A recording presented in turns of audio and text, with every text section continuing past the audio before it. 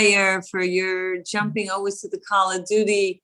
I just want to make sure my friend has the post. Maybe, wow, what's her name? I did give it to her. 1 second. Maybe she's on a different name. Hold on, we have a few minutes here.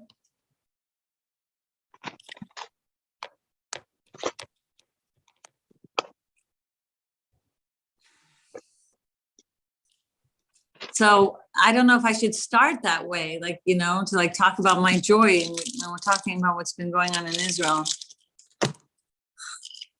But in a way, it matches the message that I've been hearing from her and from others and from my own soul. Like, anyway, hi, Victoria, that you're here with us. Welcome. And Muhammad.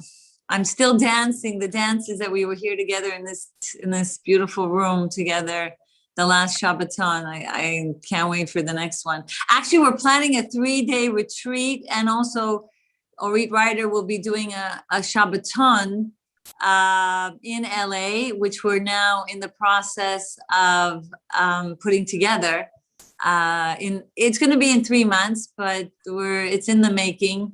I got this call from her and I'm like, of course I'm in. I love women, you know, gatherings. I love women empowering each other with friendship, with loyalty, with bonding. That's just like what makes me feel more alive. And that's why I love these Zooms. And hopefully we won't have to do Zooms so much anymore. We'll just all be in Yerushalayim and like just dancing away with the best unity of us all together. Nice to meet you, Victoria. How are you? Great to meet you. Finally, I always listen to you. Now we get to see each other. Yes, thank you. I'm so happy you're here. We have a few minutes before we start, and I saw you, and I'm like, oh, maybe you would like to introduce yourself to our group here before we start. Where are you from? Hi. My name is actually Stella. I'm Stella. But I have okay. Victoria, Stella, and I'm from originally from Russia. Nice. I'm Russian. Wow. Yeah, and you know, Russian Jewish. Yeah. So where did we meet last? Like, did we meet somewhere? I'm just trying to think because you look so familiar. And Hani, you know, I joined this through Hani, but I don't think we ever met in person. I've seen you on Zoom. Oh, okay. Yeah, because I'm from New York. You live in California? Yeah, I just recently moved to New York. I mean, from New York to LA. And I was actually there a couple of weeks ago. So I thought maybe I met up with you or connected with you last trip. So I'm just like trying to put the points together. Baruch Hashem. Well, happy you're here. Likewise, thank you.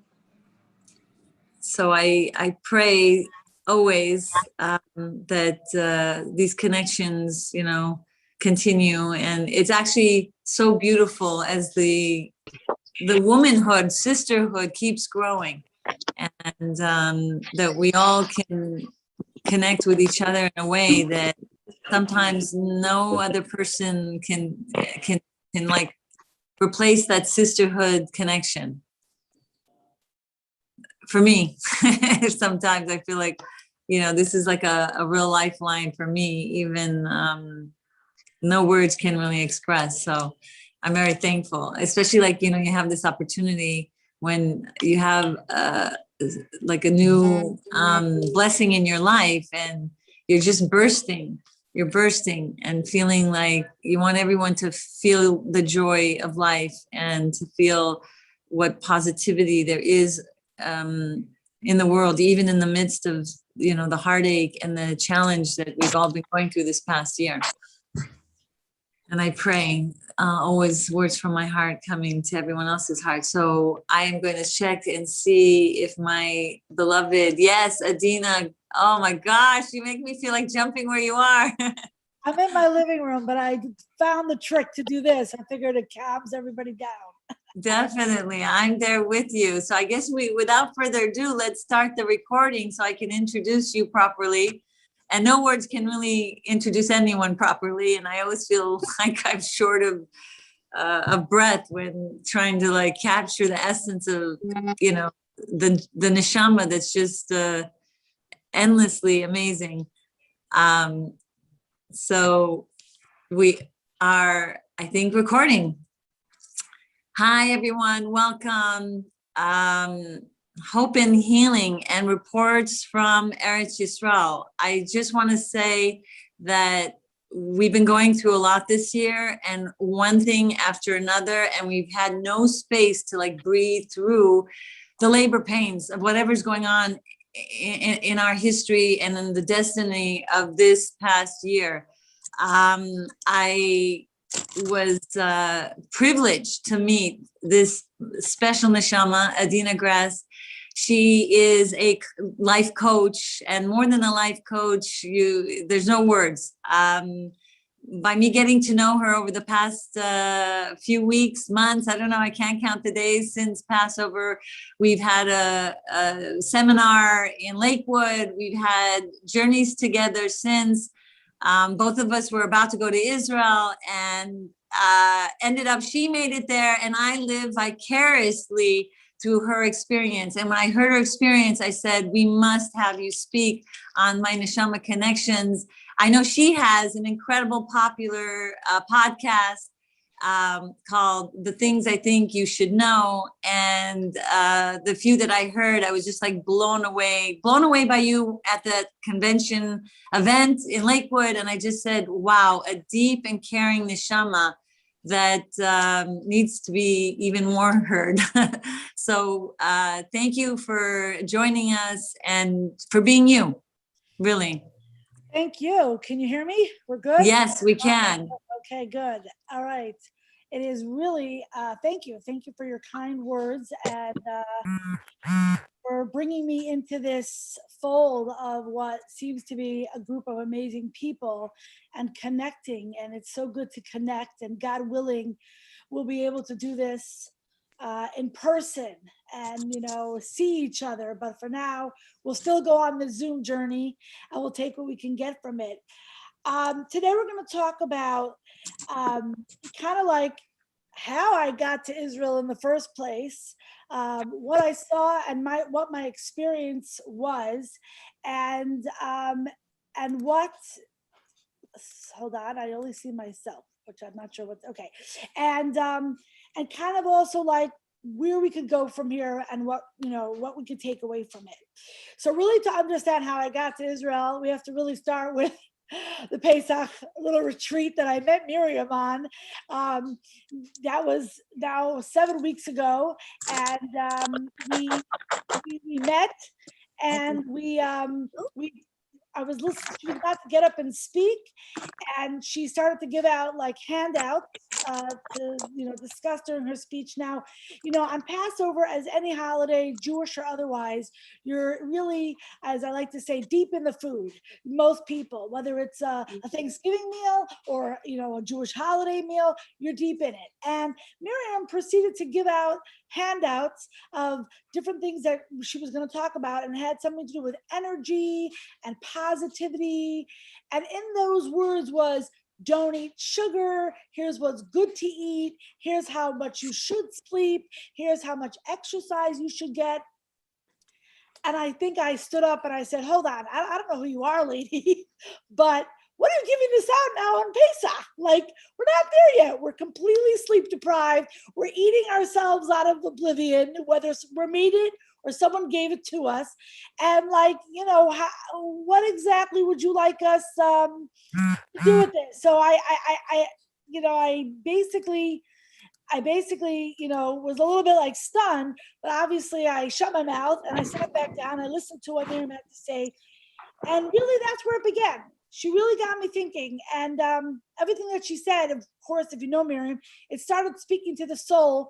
And that soul was, I want to say, it was a little bit, I don't want to even use the word buried, because unfortunately we're going to use it in other things, but it was kind of hiding under the covers, under the cloud of COVID for the past year. You know, I ate my way through COVID. I didn't move very much. I was too nervous with all the riots and everything that was going on here in California. And, I worked, thank God I had the opportunity to work and to have that. But she started to wake me up.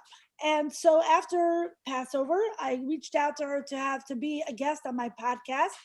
And as I was sitting in my dining room and listening to her talk on my podcast, I was already going, okay, I mean, this is serious stuff. And, you got to get moving. You got to get serious about your life and different things.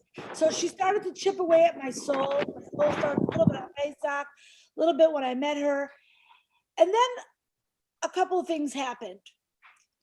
We were supposed to go to Israel for Shavuot, for the holiday. As a matter of fact, I am Israeli. My husband, who's here, is not, and my one daughter, who's home, is not. So as I started to uncover what needed to be done, I realized that there's a lot of paperwork, and there's a lot of things that have to be, a lot of kind of the ins and outs because of the new rules and regulations. My husband could go because he's married to me, but I have to prove he's married to me. My daughter could. It was like a whole thing. So we were kind of on the fence of it. The Thursday of the day before Lag BaOmer, where that night Lag BaOmer was being observed. What? Miriam, I can't hear you. You're muted, Miriam. Oh, I'm so sorry.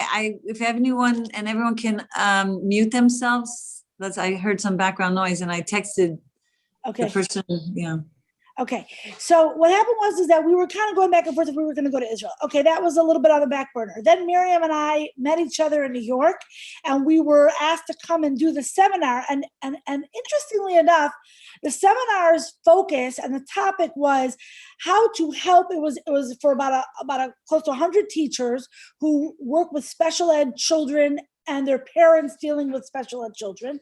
And it was about how to get them kind of out of the COVID era, what was, hopeful, what they could look forward to, how to train the teachers on brain training, on, what to do as far as kind of like coming back into the world for their students and for their parents. We had a great seminar. We talked about hope and healing. If I had to encapsulate what we spoke about, that's what it was. That was Thursday. By 1:00, we parted ways. I said, bye, Miriam, you're going your way. I had to rush back to the airport, and that was it.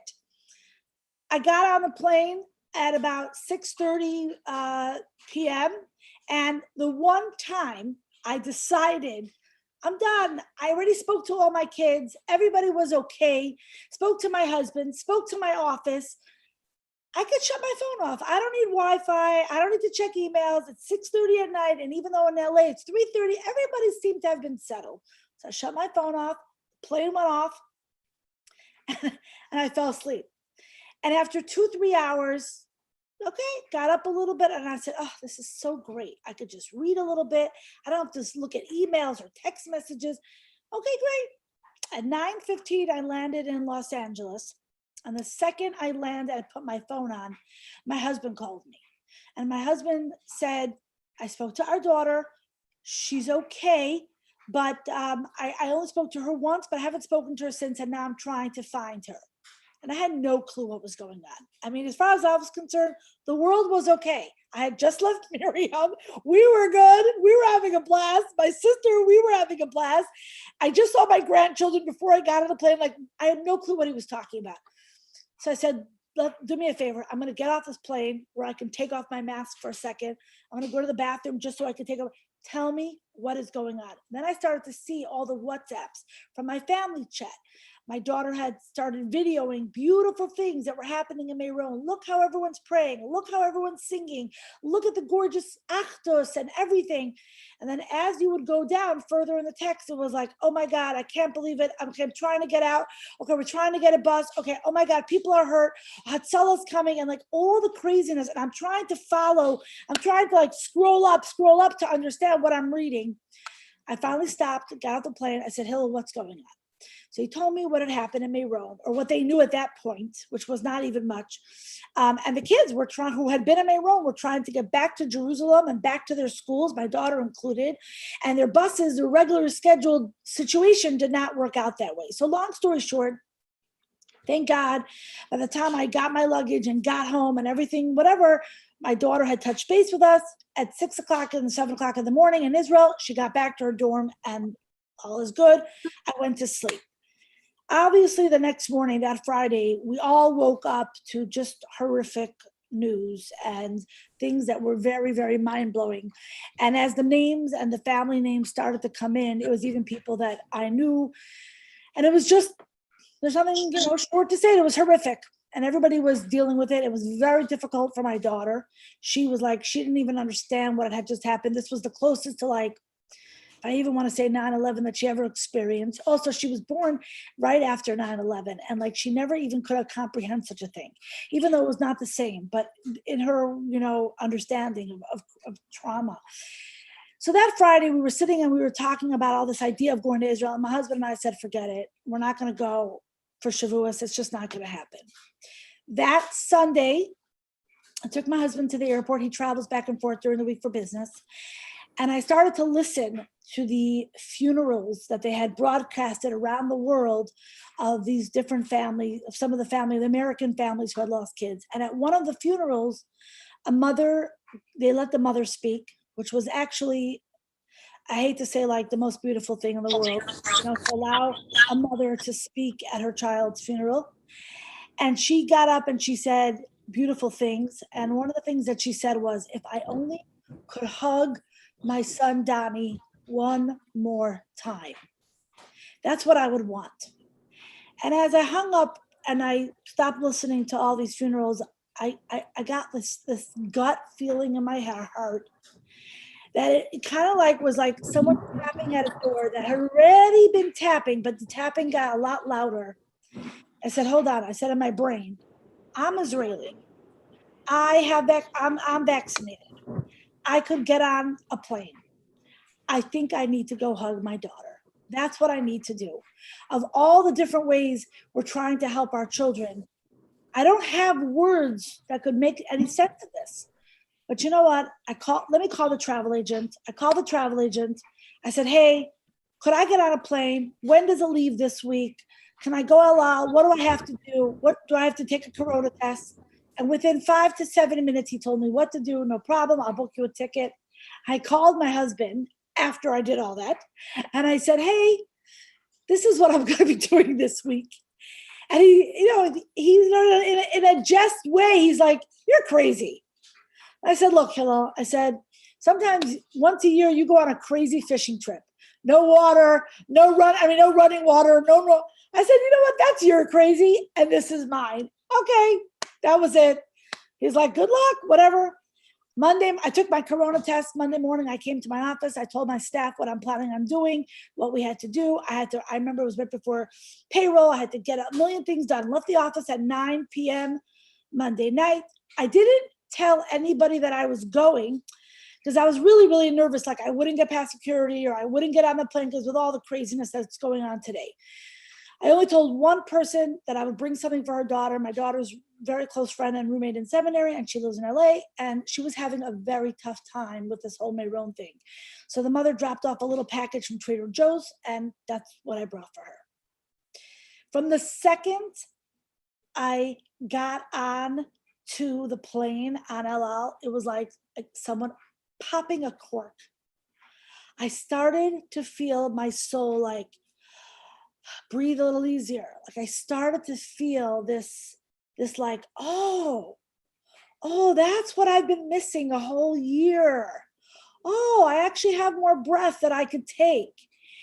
And, just to give you a perspective, I only went Tuesday, landed Wednesday, and I was back on a plane on Saturday night. So everyone I finally told that I was going, already, Rachama's looking like, you're crazy. Anyone I told that I was doing this, that I was going for this amount of time, that this is what, they're like, you're crazy. The jet lag alone, I wouldn't go do it. Forget it. You're insane. And I can't even say like, oh, I prayed to God not to have jet lag. I just said, I'm going. This is what's happening. I must go and I must give my child a hug. That was the intention of which I went. But the second I landed in Israel, someone took that cord and literally like when you pop champagne, my soul was overflowing. Everywhere I went, everything I saw, and I have to say that I'm a very visual person, and I had to see it for myself. You see, as a parent of a child in Israel, or even just, I have parents who live there. I have a sibling who lives there. I have friends who live there. We're sitting here in America going, oh my God, everything's so terrible, so terrible, oh my God. And we're kind of, without realizing, we're adding more to the trauma, but we talk to them. We're adding more, we're compounding it. When I went to Israel, I saw a country trying to heal. I saw a country that at 6 o'clock in the morning, they're still waking up. They're taking out their wares. They're still selling you their wonderful things at the shuk. They're still making sure that you get to the right place to pray. I saw a country moving, continuously moving. And from the second I landed in Israel, and I think that's why it's very interesting, like I had a very good seat. I travel well, and I still didn't sleep on the way there because I was already like, okay. Like I couldn't rest. I was so excited. I landed in Israel. I went to the hotel. I met my daughter and I gave her that hug that I intended to give her. And to tell you, it was like, okay, I'm here. Your mother is here. Not everybody could do that. Not everybody is able to do that, whether you're not Israeli, whether you don't have the means. Like it's not for everybody. I hugged her. And my daughter goes to a school that it's on the top of the mountain. So you start off everything on top. So if you want to go down to her dorm room, you have to go all the way down to the bottom, which is a bunch of stairs, which means that when you want to leave, you have to climb all those stairs. If you would have told me on that first day of Pesach when I met Miriam, that in the 7 weeks from now, or 6 weeks from now, you're going to go and you're going to climb stairs, and Miriam can attest to this. She's the testimonial. I would have said, you're out of your mind. I was at my heaviest. I wasn't feeling great. To even bend down and to put on my shoe was not easy. Okay.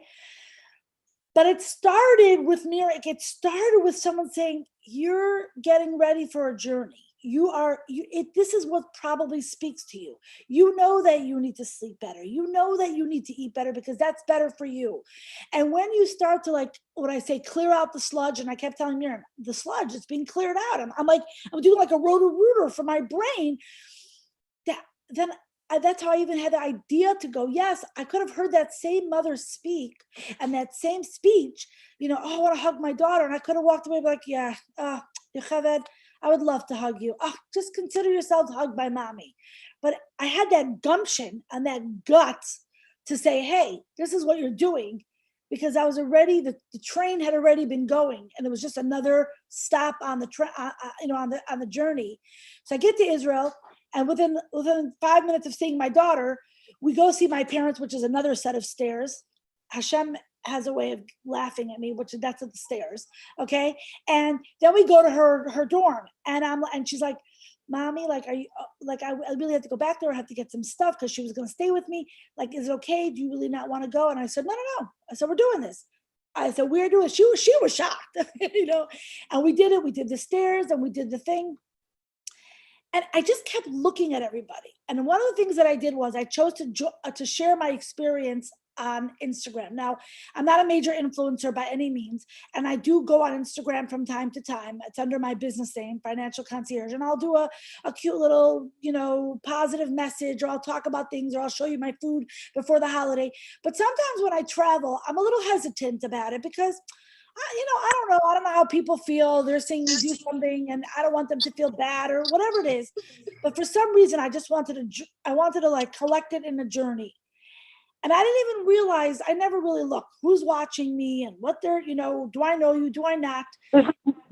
People have come over to me and they've been like, oh my God, I lived through you. I went to Israel vicariously through you. You know, and they, you know, even I got to the Kotel. That I went Thursday morning. I woke up earlier than my daughter. She was staying with me, and I went to the Kotel. And I was walking, and I was really focused on just to make sure I got to the right place. I didn't like video how to get there once I was getting there. Once I got there and I started to walk towards the Kotel, and I just heard the birds. It was like the tears. I can't even tell you. I've been to the Kotel many times in my life, but never like this. Never. Like I looked around, I was so happy to see that they didn't have those dividers. I was happy to see that people are still going to the Kotel. I was happy to hear the birds sing. And before I even could actually open my siddur to pray, I sat there just holding it and just like back and forth, just crying. And somebody called me while I was sitting there, and they were like, what are you doing in Israel? Because they saw it. And I said, you don't understand. I came to give my daughter a hug, but look where I am. Look where I am. I was like showing them on my phone. And then I hung up the phone and I just davened and I prayed. And I just sat and stared at people, because person after person was walking and going and hoping and healing. And I kept saying to anyone who texted me or messaged me from America, stop calling your children or call your children, but stop telling them, ooh, oh, is everyone okay? And I feel so bad. Stop it. Now, I'm going to get into that in a second, but I just want to end off. There's a lot to say about everything I saw, everything I ate that was approved by Miriam. No bread, no cheesecake, no rugelach. I have a list of all the things I didn't eat, but don't worry, I ate all the right things. Thank God goose liver is protein. Thank God for that. Okay. But of all the things that I ate and saw, I was so busy taking pictures of it, but it came Friday night. This is very, very important. It came Friday night and I couldn't video it because I'm Shomer Shabbat and I wasn't going to use my phone. And as I started to walk on Rehov Yafo up through Shar Yafo to the Kotel, I had to stop and like in my brain go record this, to remind myself to keep this memory of Jews packing into the Kotel. Now remember, a week before this, Jews had packed into Meron and something terrible had happened. And you would think that we're never going anywhere again. We're not packing into anywhere. We're not going to go see our beloved Kotel because who knows? No. Everybody beautifully, and it was packed. It was a Friday night. You would have thought it was like a Yom Tov night. It was packed. The singing was palpable as I was walking to the Kotel. And also I wanted to go because my daughter, who had been there the whole year with Corona and everything, had not been able to go on a Friday night to the Kotel. So it was very important for me to have that experience with her. I kind of wanted her to have it and to experience it with her at my side. And the singing and the dancing, my daughter kept saying, Mommy, don't cry. Mommy, don't cry. And I'm like, would you be quiet? You are not allowed to tell me not to cry, you know? And I just kept recording it. I kept saying, Dini, hold it in. Please think about it. Don't let the site go. Next Friday night, you're not going to be here probably. And just like literally mentally record it. But to see the people in Israel from all walks of life, it was every single type of Jew at the Kotel that Friday night. To see them wanting to move forward a week after these tragedies had just happened, that showed me that that's what it's all about. It's about experiencing your soul wanting more, but also wanting to continuously be open for more.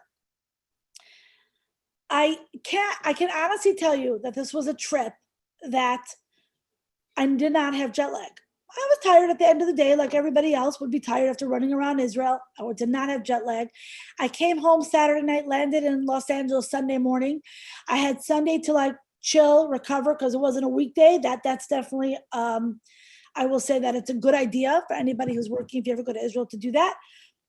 This past last week, I was shot out of a cannon. I had to go right back to work. And that was it. So God gave me this gift. And I want to just also enhance and bring up that you have to be open for gifts. You have to be open to receive those gifts. And I think it took me from Pesach until then to kind of put myself in a better position. I had started exercising. I had started eating right. I had started sleeping better. And all those things got me to have the guts and the gumption to even get on the plane. While I was in Israel, I do have parents who live in Israel. And even while I was there, some people would say, oh, you should stay with your parents. My parents said it themselves, like, oh, you're staying with us, right? Even though I surprised them. And I said, no, it's very important for me to have a place at the end of the day to decompress, to talk on the phone if I have to either a sibling or my office back in America. And I don't want to do that in someone else's small little quarters because, they have what they're trying to do, go to sleep or whatever. And it's very important for me to have that end of the day, quiet, private space. Not everybody would agree with me. Not everybody can do it. But I will tell you that, again, it just goes in line with what I'm trying to say, which is to put yourself in the best possible place to be open, to have your soul be allowed to kind of get out of your, like almost an out of body experience, if that's the best way to describe it, because there is so much going on around us. So, I was in Israel and I looked at everything and I smelled everything and I met with girls. I told my daughter every night for dinner, just invite whoever you want. We're going to go out to dinner. These girls haven't seen a parent, all year. They haven't been taken out, but also that they were also having a tough time with this whole situation. And I wanted to talk to them and I wanted them to feel comfortable that they could just talk to, somebody that understands what they're saying. And so we had these amazing dinners where we went around the table and we asked, what did we learn from this year? And what do you think Israel, what's different about what's happening in Israel versus what's happening in America? Just those conversations, again, opened up their soul. So for me, I had to open up mine for them to do that for them. But it was really, truly, it all started from Pesach when I made a decision afterwards to do something better for myself. And it's incredible to see a country, and this is something that is so important, to see a country that no matter what happens, whether you agree with what should or shouldn't have happened in the first place, no matter what happens, they do not get stuck in that place. And, it's interesting when we talk about collective bereavement, it is very normal for us Americans to call our children in Israel and say, oh my gosh, what are you going through? Oh my gosh, it's so terrible. And it's even normal for us to have that, listen, if it's normal to post on social media, I don't know. I don't know that debate, but I will say that even all the people that are posting, the very, good organizations, that are posting, and we're all having this collective bereavement. But the problem with that is that we have to really understand what bereavement is and what it was meant to do in the first place and the way the Torah lays it out for us. So, many years ago, my children's principal once told us, if you want to know any question, any answer, anything in life, it's all there in the Torah. It's just there. You don't have to look that far. And one of the things that the Torah teaches us is the concept of Shiva. And Baruch Hashem, B'li Hara, I have never experienced it. And I like to be honest about that because it's not something I generally talk about, because if I haven't experienced it, I don't want to talk about it. But in the laws of Shiva, they're stated very simply. If you have a mother or father, a sister or brother, or God forbid, even a child, you are going to sit Shiva if they pass away. What about the rest of us? And then obviously there's laws of how to observe Shiva, but what about the rest of us? If I once had a cousin and she passed away, do I sit Shiva? No. Even though I'm super, super, super close with her or super, super close with my aunt and I feel the pain, I still don't sit Shiva. One of the boys that passed away from Meron, his father died 21 or 20 years earlier. So it was just his mother and the siblings that were sitting Shiva. But the father had brothers, uncles who were very close to the family. And I was talking to one of the cousins who lives around the corner from me and we're very close. She said, it was such a weird feeling for my father. My father's an uncle of this boy, but he always acted as a father because his younger brother passed away. And yet he did not sit Shiva. Shiva is a process. It's a process, but it's actually mandated for a certain person who falls into a certain category. So what do we do as the observer of somebody sitting Shiva, as the observer of me listening to a funeral so far away of a mother? We're all mothers, we can relate. Now, thank God Miriam is a grandmother. Miriam, best stage ever. And what do we do? What do we do as far as like being there for somebody, or kind of like taking on the bereavement, but really not in the form that we're not supposed to? So my answer to that would be to be a beacon of strength and healing and hope. Meaning that I look at what I am supposed to do and I say, hold on one second. I'm not sitting on the floor with you. I'm not taking off my shoes. I'm not ripping my clothes. What do you need from me? What do you need from me? You don't need me to do what you're doing, because that's your job and not mine. You need me to be strong for you. You need me that when you come out of Shiva, I'm a beacon of strength. And that because I'm a beacon of strength, I can help with your healing. When we have a collective bereavement and we all start with this program of woe is us and ay, ay, ay, and it's so terrible, then we cannot be a beacon of strength for those who are going to need to really heal. Number one, no matter what, we can pray. We can pray for our friend. We can pray for the family.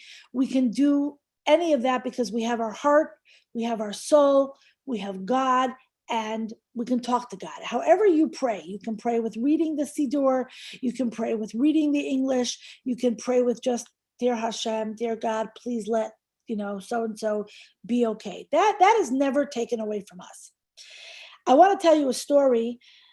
A friend of mine, very tragically, many years ago, her brother passed away. Her brother was married with 4 kids at the time, and instantly he passed away. He had, again, an aneurysm. And they had 9 children altogether, meaning that he was one of 9. So 8 siblings, 2 parents, a wife, and some of the children were old enough, all sat Shiva. And tons of people came in and out during the week that somehow somebody knew somebody who knew the brother, and it made sense that all these people were going. One of the days, there was a guy that came and nobody knew him. Everyone kept saying, you sure you don't know? You sure you don't know? Their brother, whose name was Gabriel, they thought, okay, how could it be that none of the siblings know him? The wife has no idea who he is. The children, the parents. Okay, so, in a very awkward way, they sat there and he was there, and then he said his, blessing, and he left. And they could not figure out who this guy was. And on the last day of Shiva, there is a custom that when we get up from Shiva, we walk around the block. And it's the custom is because it signifies like, now we are ready to re-enter the living world. And that's why we go out of our homes, we say the Shiva is over, we take a walk, and then we're done. As the family was getting up to do this, the same guy came to see them, and he walked around the corner with them. Finally, my friend, she couldn't hold herself back. At the end of it, she said, I just have to ask you, like, who are you? Like, how did you know? Do you know us? I'm so sorry. I feel so bad. We just cannot remember who you are. He said, no, none of you know me, but I knew your brother. I was in a mall one day, and it was in South Africa. He lived in South Africa at one point, and I was at a record store. And I did not look the way I look today. I had tattoos up. My hair was orange, purple, yellow, punk rock, the whole 9 yards, piercings out the wazoo. And one of my tattoos had a Star of David. And he came over to me. He saw me as he was walking by the record store, and he came over to me and he introduced himself to me. And he said, hi, my name is so-and-so, and what's your name? And we exchanged, and I said hello to him. I didn't know him from beans. And he said, if you ever want to come for a Shabbat meal, whatever, I see you have a Jewish star. And it came out, that he was Jewish. And he gave him his number, and he left. He said that day, I was actually at the record store, to buy a record, to buy music, because I was planning on going home and killing myself. And I was planning on buying the music to be going for that act. But for some reason, after your brother met me, I just couldn't do it. And I was going to call him, and then I wasn't sure. And every day I kept looking at that number, and I couldn't call him. And every day I just decided I'm not going to kill myself. And things, started to look different, and I started to change. And I said, finally, one day, I want to call him. I want to call him, and I just want to say, thank you. But more importantly, I really do want to get together with him, and I want to meet up with him. And, he was such a nice guy. And then I called, and no one answered. And then I asked around if anybody knew him, and I found out that he had died. And I realized something that day. Your brother was taking me back into the land of living. So I'm here today. I wanted to come here today to take all of you back into the land of living. The story sends chills up and down my spine. It's been, I think, like 20 years since he passed away. Yeah, no, 22 even. And it speaks about so much. Number one, you never know. You say something to somebody, you say a kind word to someone, you're there for a hug, for a virtual hug, for a hi, how are you? You never know how far that goes. But number two, it reminds me that there's a time where bereavement is over. There's a time when it's time to enter the living world. That we have to understand and know what we can do to help those and to be a beacon of hope and strength. Now, you and I may not know most of the people that lost a relative. We may not know those people. So what can we do for them? I should go to my living room couch and I should go pray, and that's going to help them. But we have to focus on those two words. And I go back to that seminar that we did, Miriam and I, and for an entire morning, we were speaking about hope and healing. And I kept saying to Miriam, can you believe that's what we were talking about before this happened? And again, it gave us a boost, and it reminded us, if we talked about it in the morning when we didn't know that something terrible and tragic was going to happen, even the next day, we can still talk about it. We can still be strength and a beacon of hope and healing. Someone posted, actually, I think it was on Instagram, they brought up a very good point. We lost our temple. We lost our temple because of sinas china, because of hatred, because we didn't love each other. We didn't love one another. We can get that temple back. We can get our third temple by ahavas chinam. Ahava is love for one another. Now, going back to my trip to Israel, I go on this amazing journey. The whole thing was amazing. I spoke to people that I still will, I will never forget the stories that they told me. But I left Israel Saturday night, and sure enough, I land Sunday morning. And last Sunday, this whole thing with Gaza happened and the attacks. And I'm thinking, oh my God, here I went to go hug my daughter. Now I left her with this. So I was very like anxious, and I'm not an anxious person at all. And by Monday, when we were getting the news and everybody was sending clips and all these different things, I texted my daughter and I said, hi, because I really wasn't sure, because I know that she was a little nervous. All she kept saying to me was, Ma, we're okay. We're okay. We're going to be okay. On Tuesday, when my parents were leaving to America and having to go to the bomb shelter in the airport in Tel Aviv, kept hearing, we're okay. We're going to be okay. Look, someone made a wedding at a bomb shelter. Look, this person helped that person. You see, what I want to kind of wrap up with is, we can hear the stories on the media, on the social media, from our neighbors, from our children. We can hear the horrible stories. We can jump in line with the horrible anti-Semitism that's going on today. We can understand it. We can hear it. We can spread the message. But if you really want to know the truth that I truly believe, we're better off sending and spreading the messages of strength and hope and healing, of positivity, of bringing that energy into our circles. That's what I truly, truly believe is the answer to all of this. You know, being on social media at all, you know, you start to see all the different things that people are posting, and they're all right. They're right. I don't want to stick my head in the clouds and say, oh, anti-Semitism doesn't exist. In my brain, we're in Disneyland. You know, as a granddaughter of Holocaust survivors, as a daughter-in-law of Holocaust survivors, I am very well inundated with all the education and information, and really education because I studied it, you know, how people sat in cafes and acted like it doesn't exist, and where they were like, nah, it's never going to happen. I know that, God forbid, it could happen. And then I put that thought on a shelf, and I have to move on with my day. And I have to be a beacon of hope and strength. I have to show up in my day for my children. I have to show up in the day for my business, for my husband. I have to show up in the day for the community, for whoever needs me when they need me. How am I supposed to do that if I'm so inundated with the world is going to go dark and it's all going to go, excuse me, like, you know, to hell? That's not going to help them. So not that I want to be like on the Titanic, you know, playing the violin as I'm going down. Obviously there's a balance, but if we keep to the strength, and if we close our eyes for a minute and we picture the Kotel, and if you can't picture it because you weren't there recently, you can go to kotel.org. Actually, it's called thekotel.org, and you could see a live camera on the Kotel and just sit and watch it. And you know what you're going to see even today, because I looked it up just to double check, you're going to see people going. You're going to see people going and coming and praying and doing everything that they would do on a normal day. And I even texted my daughter and I'm like, people are at the Kotel? She said, yes, Ma, people are at the Kotel. No one's ever going to not go.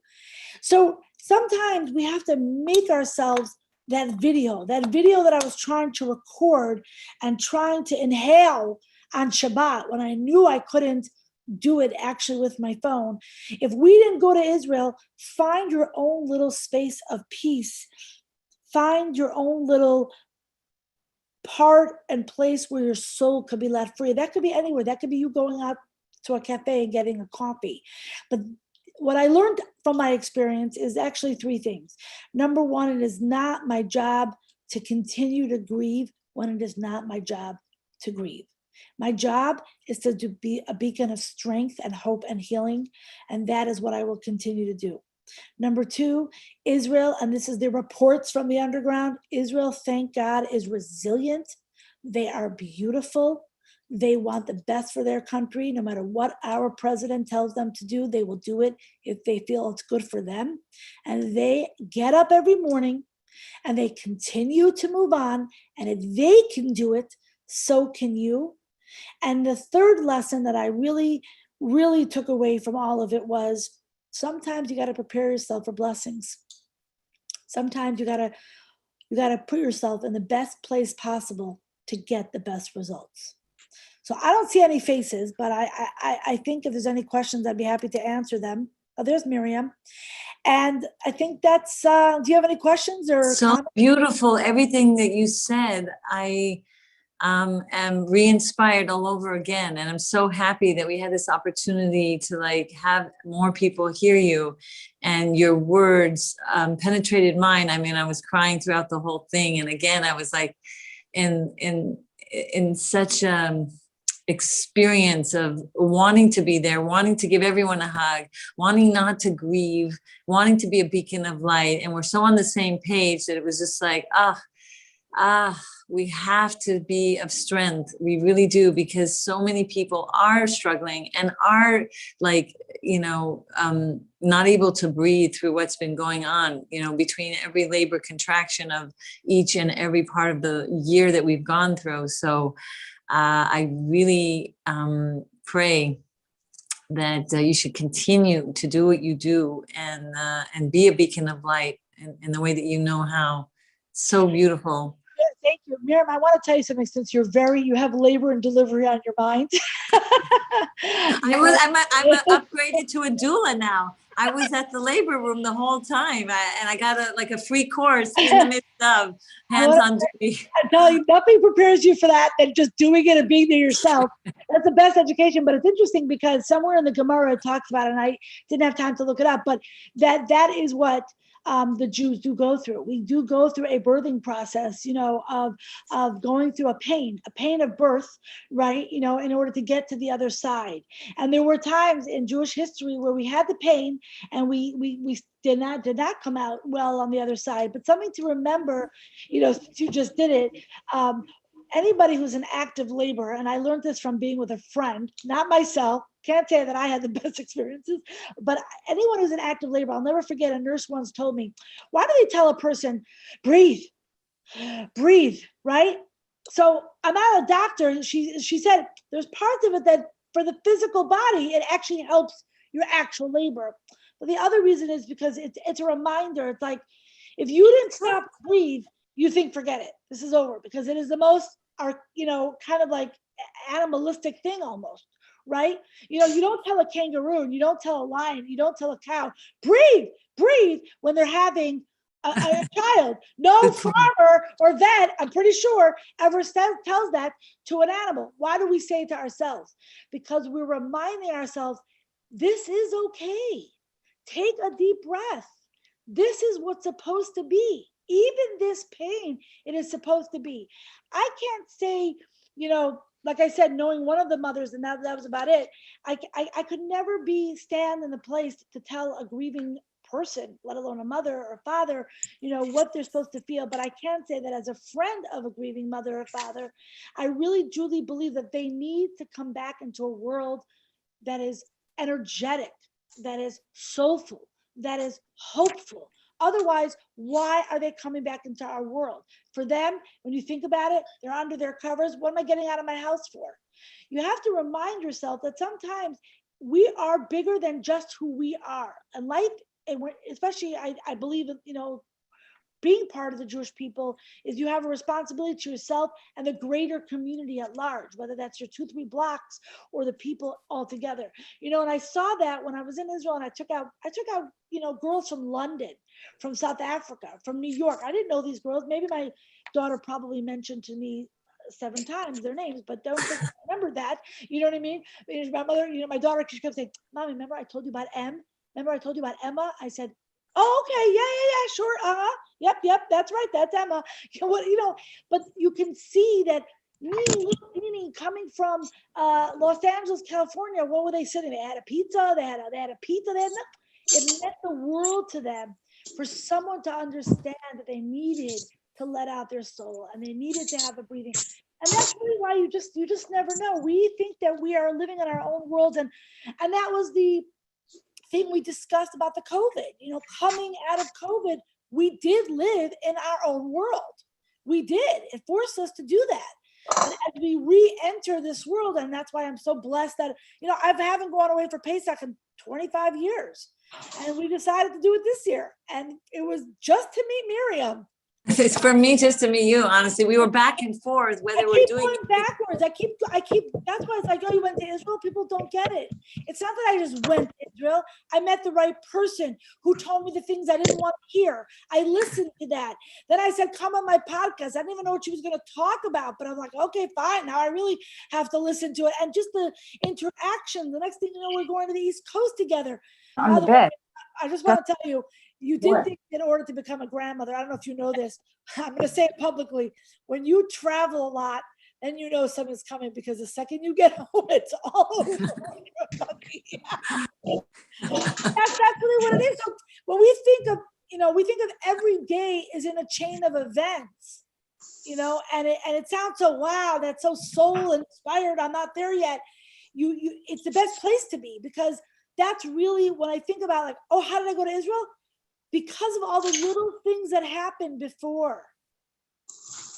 And to tell you that I dive into Hashem now very differently than I did before I went. And every day I say, God, please don't lock back up my soul. Please don't put it back in a basket, in a cabinet. Please keep it as open as when I felt when I sat at the kotel. Even over Shavuos, My husband's very into cooking, so he did a lot of the cooking, which I was like, thank God, please do it. And I made all these salads. And my daughter was like, wow, you're really Israel inspired. I said, I don't care anything to feel like I just want to, like, I was this morning, I went out with my other daughter and we were listening to someone speak Hebrew.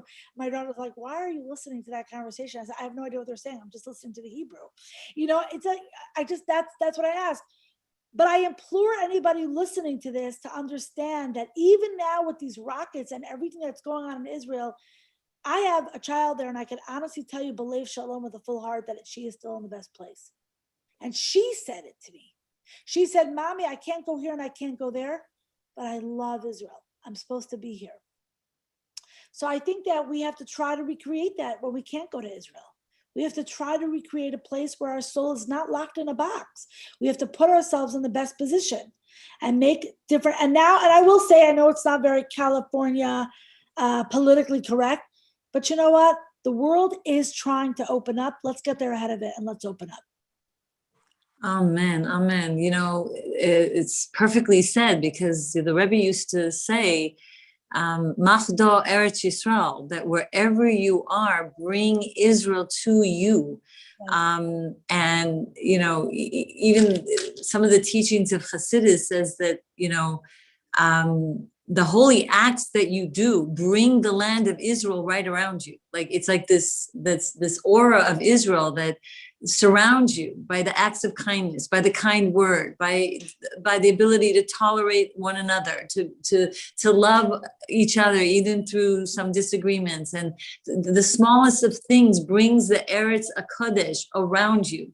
As much as we all want to be there, and as much as all of us, want a chance again to be a beacon of light to those there. But the things that we do here, yes, the little things we do here brings like enormous protection to Israel. Like, yes. And even though it seems like, what does this one act do for a soldier in Eretz Yisrael? Well, the Lubavitcher Rebbe actually says, like, you keeping your modesty, saves a life in Eretz Yisrael. Like, it's in our Basar V'Naim, like, calculations, we can't even imagine that I just did this and it saved a life.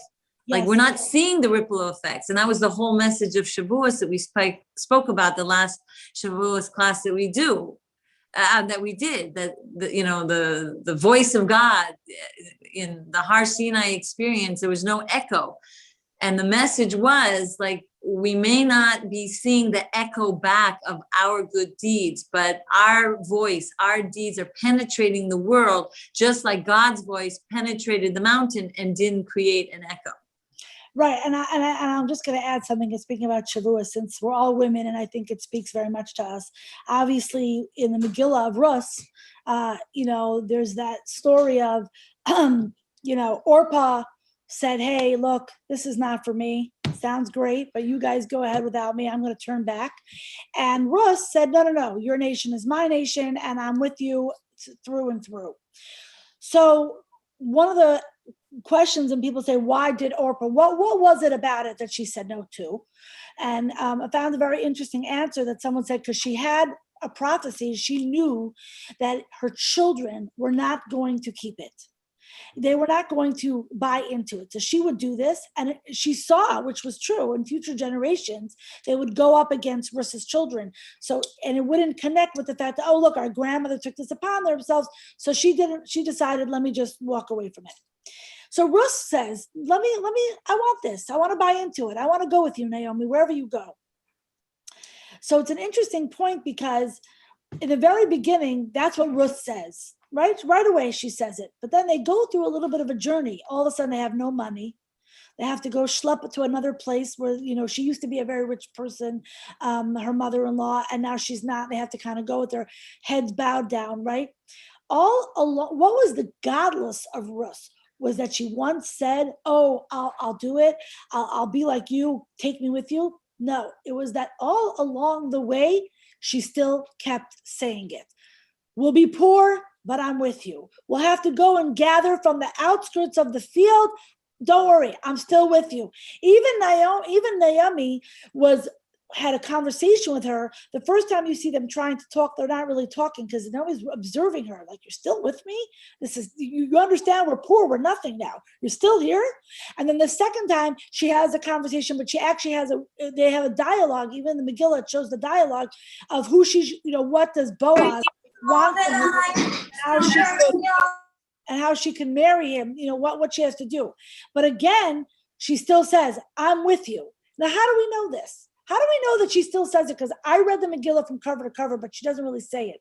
But what's interesting is that it always says about Rus, it says, Rus HaMoavi. Why does it keep calling her a Moabite? She said she's done with them. She left them. She's hooked into Naomi. So why do we have to keep reminding her of who she is and what her name is? Well, the answer is because even though she was that person, she still said, I want to keep going with you. Even though it's hard, and I know where I came from, I still want to keep going with you, which teaches us a very powerful lesson. We think it's so great. We think it's wonderful. COVID's over. Let's all fly to Israel. And then this happens. And then I come home. I literally land. And that day, back up again. I'm hoping healing. We're hoping healing in Lakewood. We have Meron. We're hoping healing for Meron. We have the Rockets. It teaches us a valuable lesson. It's not always going to be easy to say, God, we are with you. It's not always going to be easy, but we have to keep saying it to remind us. Miriam will tell you the brain training, right? We have to keep doing the brain training to remind us that yes, even though it's difficult, we still are with you. Wow.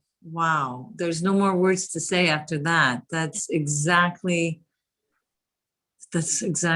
from your heart to my heart to all of our hearts. Amazing. Wow. Thank you for having me. Amazing. So we're on this journey and we're getting there and we've gotten there, and sometimes we have to get there again. And we slip and slide and we have to pull ourselves up. And sometimes a group meeting like this will help each other pull each other up. Yeah. You certainly have. And I want to leave just with something that I recently learned. And it was interesting because, when I was packing up for the hospital, we didn't know, are we staying? Are we really going to be there for Shavuos? We didn't have much time. And after the water broke, and I just took one book, which is holiday series with Chabad teachings of our Rebbes of different holidays. And so I read the Shavuos part, and as I was waiting to hear all the next dimension of my journey in this hospital, I fast forward and read for the next holiday, which actually was Tisha B'Av. And in this teaching, the main message, which I've said before, was about the power of how Torah learning protects us from the world's evil. That even if you think about the hideous crimes of murder, of idolatry or adultery, that even these three sins combined can't affect the world when we join together and make a commitment to continuously not make light of the power of how healing the Torah is. And that because of the learning that we do collectively, please God, that it acts as an armor to protect the world from the negativity and the evil of the world. And the reason why it was discussed on Tisha B'Av, it was because of the image of the miracle actually that happened when Titus was coming in to destroy the temple. And he took his sword and slashed the holy curtains. The curtains started to bleed. And God created that miracle to teach us a lesson that the heart and blood of our people, the life force of protection that we can have, is from the source of our understanding that the Torah and its power of healing, the Torah and its power of protection, the Torah and its power to be able to have us have Avas Chinam, to be able to have Avas Chinam, starts with plugging into our Torah. I remember one of our Yom Yoms, it says it's like, to be able to pray and learn like hours in the day, just so that you can get to that place of being able to do an act of kindness with a full and happy heart. That without that source of grounding, without that source of like allowing your soul to just be free, to be aligned with the true essence of who the soul truly is, we need the prayers, we need the Torah learning, and each one has its part, because as we have learned over and over again with CBTT training, for those of you who have been part of it, like one without the other doesn't work. In order to make space in our heart for the Torah to reside in us, to be able to live the Torah, we need to create that space. And prayer helps cleanse, purify, and open our heart up so that whatever we do learn can penetrate us, that whatever we do learn can banish the other side of us. And as I'm remembering the pasuk from Shir HaShirim, and it says, I am asleep, but my heart is awake. And there are many mafarshim on this pasuk, and I will repeat this pasuk every day in my life. And I'm trying to hold on to this pasuk, because even when I feel numb, and even when the things around me are happening, and I'm telling you, I was debating whether I can even do this class today. And I'm thinking I'm in such a happy mode of celebration and miracle and a birth of a new baby and experiencing a Kriyat Yamsuf with my eyes. I've never experienced that. I was like sleeping when I had my baby. I was in a cesarean, like it just happened, like it didn't just happen, but what I'm saying, it was like the first time I actually witnessed like an incredible scene of a miracle like that. And the same time, there's so much misery and so much heartache. And I'm like, trying to like live the life of the two hearts that are coexisting, the joy and the pain of others, and hearing all these stories. And I say again, my heart might be sleeping, it may feel like I'm in a slumber state. It may feel like I can't even feel anymore. The pain is so great, but my heart is awake. And why does the Shir HaShirim say this? Because the heart really within us is never asleep. The heart within us is God pulsating within us, that gave us his portion of his being in us, and that it's never really asleep, even if we somehow feel it. And as long as we recall that heart of ours, that gift of ours, that soul of ours, even sometimes in our state of slumber, that we can wake it up and we can again arouse it out of that slumber state, because we know we're not alone. We know Hashem is within us and always with us. And with that, we can be that hope and healing for others, and be that beacon of light, and be that beacon of strength, so that that we can keep at the same time in our heart that ultimate hope of what's just around the corner. The ultimate birth pains will be over, and the birth of Mashiach, when all of us are going to be together in Yerushalayim, where we can continuously dance away everything that we went through, and everything we will see that we went through was for the ultimate purpose of being where we're going to be one day. Amazing.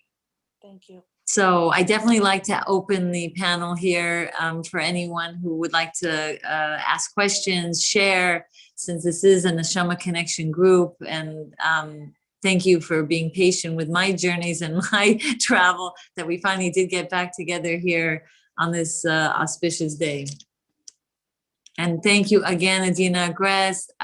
Please check out her podcast, The Things I Think You Should Know. And definitely keep doing what you're doing. You do an amazing job, really. And it's not even a job for you. For us, we know, we feel you. We feel your heart and soul. I've gotten to know you and know like such a caring person that you are, that I want you to be my coach. So we'll share each other's experiences. Amen. And next time Miriam tells somebody that she's in Israel, make sure she actually got to Israel, because I was so hopeful. I was so hopeful. I was so hopeful too. I mean, I don't know, like the journey, I got so you know many what? like positive miracles. That's actually a good point I should bring up if anybody wants to write it down. If you do want to go to Israel and you're not sure how to get there with all the new rules and regulations, I highly suggest you go to Amudim, AMUDIM.org. Amudim was started by in honor and kind of together in conjunction with a very good friend of mine's father who passed away from Cleveland, very wonderful person, Mendy Klein. But their real purpose is for, addiction, recovery, different things that go on within the Jewish community that they're very amazing. No one should ever need them for that. But recently they took on a very big task of really helping people get to Israel. In Corona, it was for funerals to get the bodies to Israel.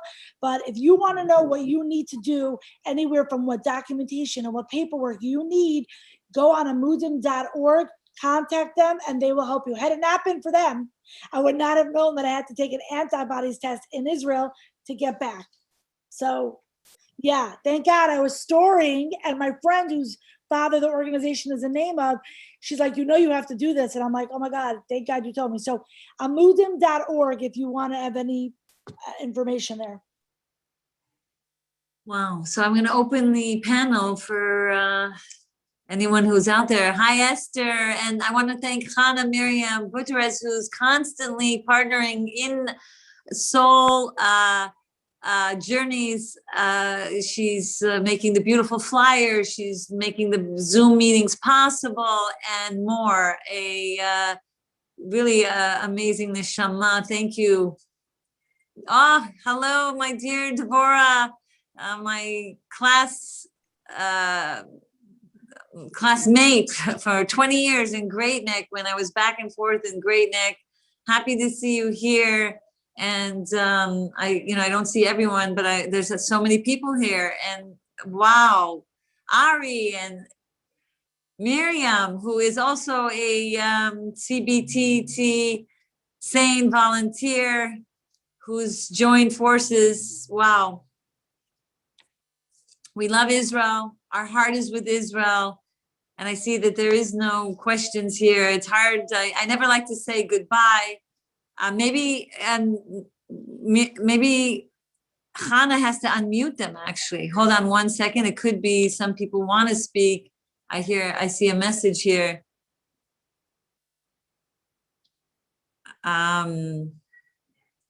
You can send me a text if you are trying to get on and unmute yourself and see if you can unmute yourself.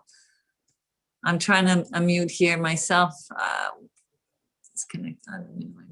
Okay. Can I say something? Do you hear me? Oh, yeah. So then you can, definitely. Hi, my name is Ruchama, and it was interesting when you were talking about the beacon of light. Something that was so beautiful that I heard was, I don't remember if all of you saw it or not, but there was a teacher and he wrote a poem. And in the poem, he said, don't open it until Sunday. It was exactly what was needed, the beacon of light to his students and to the world. He was being the beacon. Yeah. Wow. It was unbelievable. If you get a chance to look it up, I don't know the name, but you can probably look it up under the teacher speaks, or I know that when they show the pictures of all of them, that he's there. Wow, beautiful. Thank you. I did mention, I think in the beginning of this this conference, or that we are going to be having like a 3-day retreat coming up in 3 months with Orit Writer in partnership with me, and we're gonna be together. So I love these women to women gatherings. I feel most alive in a very unique and holy way when we're all together. So I'll keep you posted on that, and just can't Miriam, wait. is that going to be over a Shabbos? Orit Ryder is doing a Shabbos in California, and then after that Shabbos Shabbaton, we will be doing a 2 to 3 day, retreat. Sunday, Monday, Yeah. Tuesday. Okay. Yeah. So it's going to be like Okay. a whole 5-day thing. I think I'm just going to be part of the last few days of it. So who knows? Okay. Maybe, who I'm knows? going to have to watch for that because Yes. it's definitely interesting. Yeah. Who Okay. is speaking? I'm sorry. I don't see everyone at the same time. This is Miriam Baver. Oh, Miriam how are Baver. you? So Baruch happy to see you Hashem. here. Good to be here. Really Thank happy. you. Thank you so Thank much. you. I've heard so much amazing things about you. For those that did, come to see you, and they've been praising you and thankful to you. So I'd like to Thank you very publicly much. thank you for all your partnership. Thank you very much. I appreciate that. It's my Thank- pleasure. Totally my pleasure. I Wow. appreciate the opportunity that you provide to people to really get the help they need, even in times of crisis when finances can and should be the last thing people have to worry about. So it's amazing. It's really been, for me, the most, I don't know, like in my Baruch Hashem, yesterday was my birthday, so I have like an extended day of power of blessing. Mazel tov. That in all my life, I've never felt so together and so united and so much unity and partnership in well, I guess technology did help, but it just definitely been life-changing for me to be in partnership with all you all to do more for others and to do more for others together and to more for others, has helped me in so many ways, and I've grown so much from it all, and I've healed from it all. Like I can't even begin That's to amazing. express in words. That's amazing. I do understand it though. I do understand it. It's amazing. It really Thank you has so been. much. Love you all. Mhm. And I never like to say goodbye. I just say, see you soon. Shalom. Very soon. Shalom. Shalom. Oh, Shalom. please. But if there's anyone else who wants to share any experiences that they had with, I would like to dedicate actually, this class and this meeting of ours to all those who are bereaving, for all those who need the chizuk, for all those who need us to be a beacon of light, and may they be comforted with the mourners of Zion. Amen. Amen. And I remember the time when my husband was on his way to. We were at a Pesach retreat, and we heard the news right after Pesach that his mother had passed away.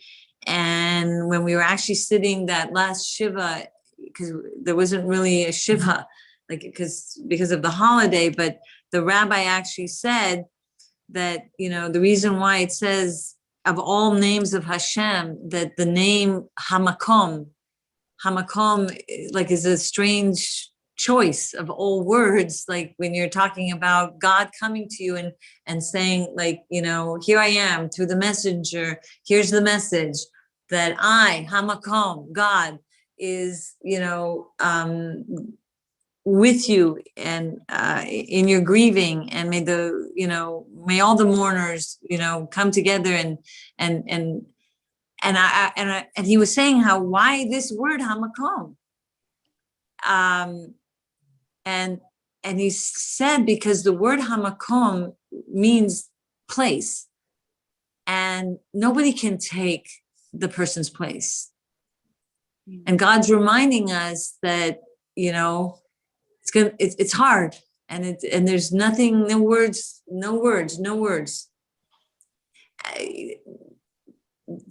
to describe that no one can take the place of this lost one. And I remember around the same time, one of my friends had lost 2 family members. I just got a call from someone that lost 3 members at one time. There's no words.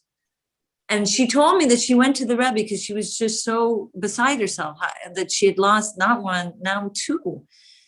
And in the Rebbe's video was a woman who lost her child in an airplane crash. And the Rebbe said, there's no words I can say, but that you'll have every right to know and every right to demand the truth when Mashiach comes. There's just no words. But our hug and our being there for one another is more than any words can say. And I pray that we here today have learned so much to be that beacon of light. Blessings to you all. And you're all invited to the bris. I know you're not supposed to invite anyone to the bris, but may these new babies that are coming into the world give us the strength and hope that we're moving forward and we're not letting it bury us. We're going to use it as a stepping stone to make us even stronger and even more fortified to do what we can to really bring the ultimate redemption. Please let me say one more thing before we sign off. Yes. Okay. I'm involved in a United Tehillim. We already did the morning one, but we're saying 22, 42, and 1:30 as a group, 7:30 p.m. Pacific time and 10:30 p.m. New York time. Beautiful. I do see your posts and I'm like, I am so touched that so much good like that is happening around, that we're getting together doing these kinds of things. Amazing. Okay. Thank you. Everybody join in. Definitely, let's join in whatever we can to do together to make things happen for the other. I have to say thank you again, and we will be in touch. All right, take care. Thank you. Adina, Gres, continue. We need you.